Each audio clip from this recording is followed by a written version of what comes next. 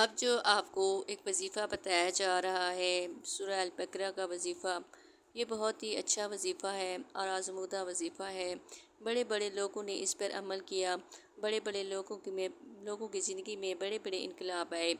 آپ اس سورہ الفاتحہ کو پڑھنا شروع کر دیں اور اس کو ترجمے کے ساتھ پڑھیں۔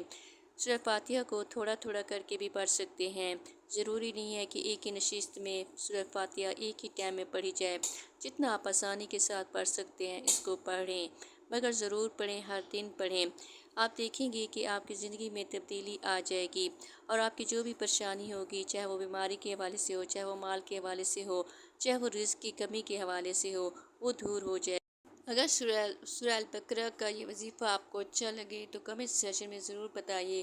ویڈیو کو لائک، چینل کو سبسکرائب کر دیجیے تاکہ مزید آپ کو اس طرح کی صورتیں ملتی رہیں اور دعائیں ملتی رہیں۔ مجھے اپنی دعاؤں میں یاد رکھیے۔